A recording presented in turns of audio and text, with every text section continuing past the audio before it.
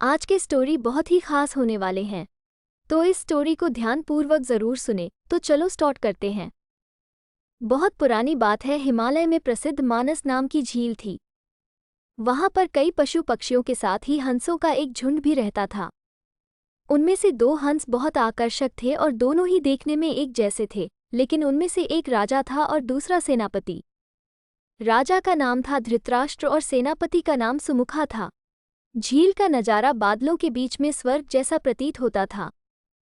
उन समय झील और उसमें रहने वाले हंसों की प्रसिद्धि वहां आने जाने वाले पर्यटकों के साथ देश विदेश में फैल गई थी। वहां का गुणगान कई कवियों ने अपनी कविताओं में किया, जिससे प्रभावित होकर वाराणसी के राजा को वो नजारा देखने की इच्छा हुई।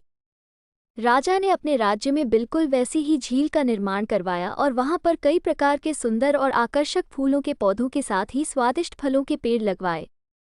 साथ ही विभिन्न प्रजाति के पशु पक्षियों की देखभाल और उनकी सुरक्षा की व्यवस्था का आदेश भी दिया।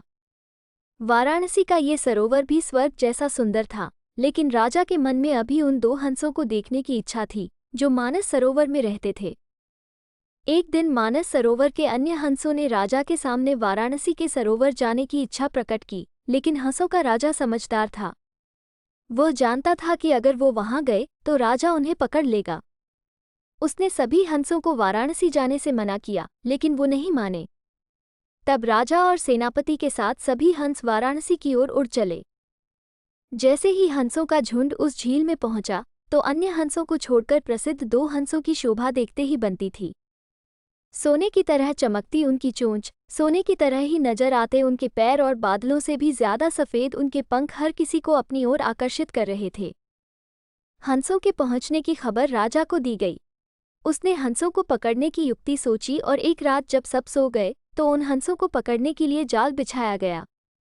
अगले दिन जब हंसों का राजा जागा और भ्रमण पर निकला तो वो जाल में फंस गया। उसने तुरंत ही तेज आवाज में अन्य सभी हंसों को वहां से उड़ने और अपनी जान बचाने का आदेश दिया। अन्य सभी हंस उड़ गए, लेकिन उनका सेनापति सुमुखा अपने स्वामी को फंसा देखकर उसे बचाने के लिए वहीं रुक गया। इस बीच हंस को पकड़ने के लिए सैनिक वहां आ गया।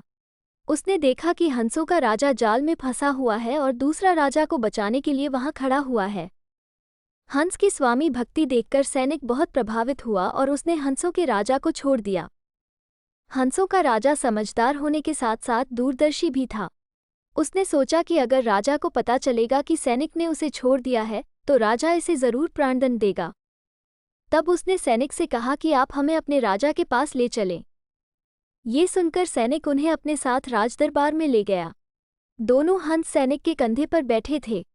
हंसों को सैनिक के कंधे पर बैठा देखकर हर कोई सोच में पड़ गया। जब राजा ने इस बात का रहस्य पूछा तो सैनिक ने सारी बात सच सच बता दी।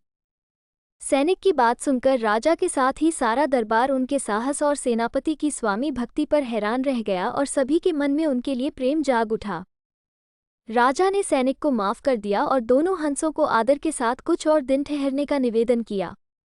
हंस ने राजा का निवेदन स्वीकार किया और कुछ दिन वहां रुककर वापस मानस झील चले गए। किसी भी परिस्थिति में हमें अपनों का साथ नहीं छोड़ना चाहिए। ये स्टोरी आपको कैसा लगा, कमेंट में ज़रूर बताना। अगर आपको अच्छा लगा तो मेरे चैनल को लाइक शेयर सब्सक्राइब ज़रूर करें। मिलते हैं नेक्स्ट वीडियो में, तब तक के लिए बाय।